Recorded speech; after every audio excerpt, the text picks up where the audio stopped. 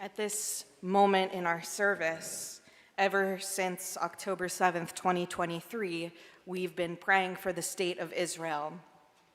And of course, the state of Israel is often involved in fast-moving conflicts, surprises, military actions that we may or may not know about until they are happening.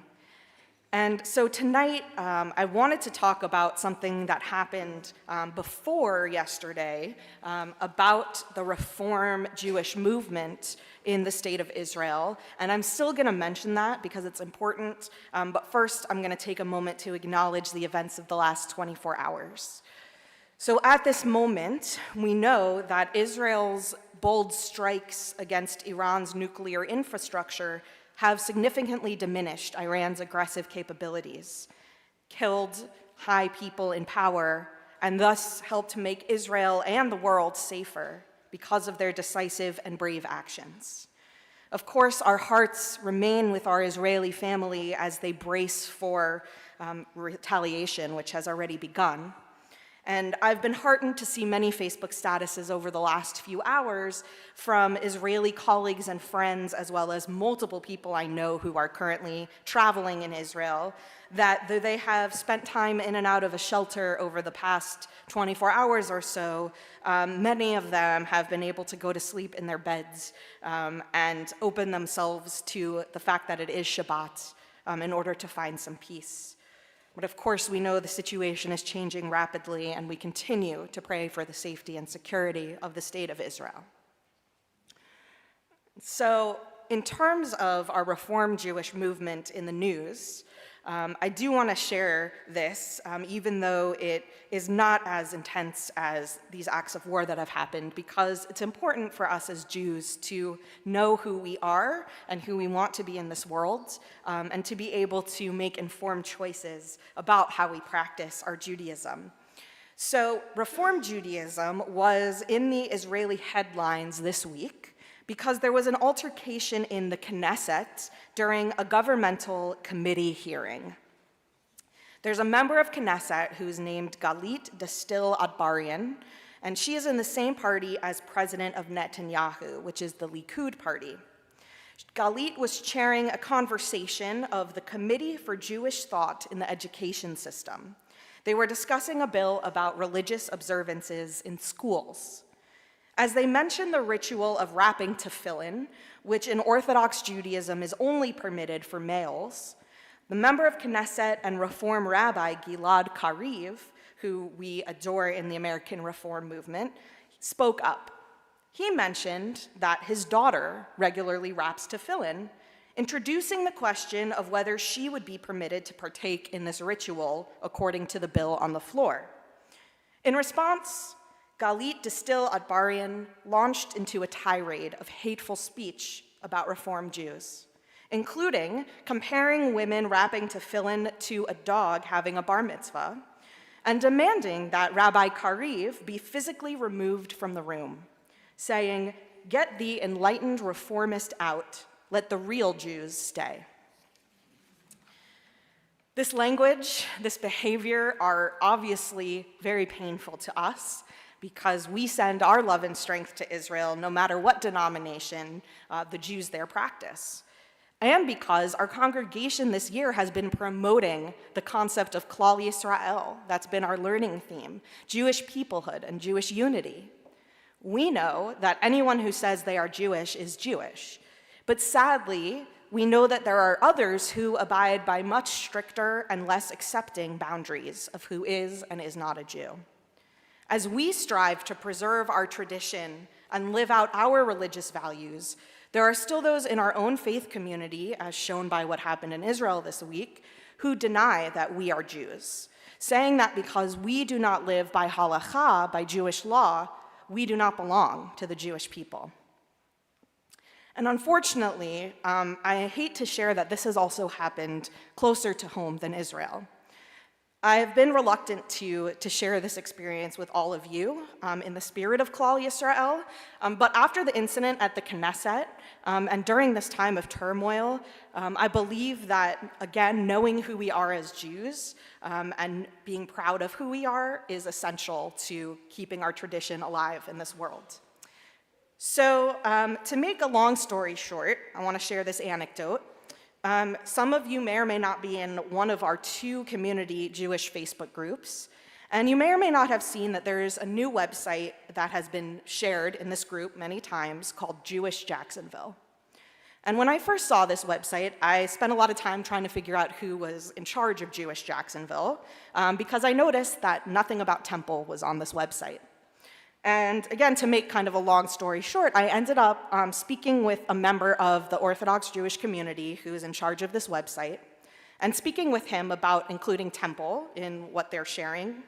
And he basically said because Temple does not keep kosher and does not follow halakha, that our events are not welcome on their Jewish website. More than that, he also refused to address me as rabbi because I'm a woman, and because he doesn't believe that I am a rabbi. And this is really painful, and it's painful to share with all of you. But I think now more than ever, we need to be speaking out about our experiences and informed about the world that we live in. It did make me really sad to know that people who feel this way are part of our Jacksonville Jewish community.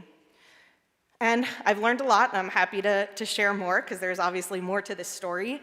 But my big takeaway from this experience, this really painful and hurtful experience, is that our ancestors also had to know who they were in a difficult world, and that there's so much blessing being part of Congregation Ahavat Chesed, that's what I want myself and all of us to focus on. Because being part of this community is incredible, and the people who do not want to be part of this community, it's their loss. And so that's how I'm attempting to respond. Thank you. So in that spirit, especially on the Sisterhood Shabbat, in the spirit of finding blessing and talking about that blessing and holding up our amazing community, I want to share some blessings of being your rabbi with you. Marie Reitzes is a blessing. She's being installed as our Temple Sisterhood president tonight, and we've already been meeting about plans and developing the relationship between Sisterhood and Temple, and discussing how we can continue to act on Temple's name of being lovers of kindness and compassion.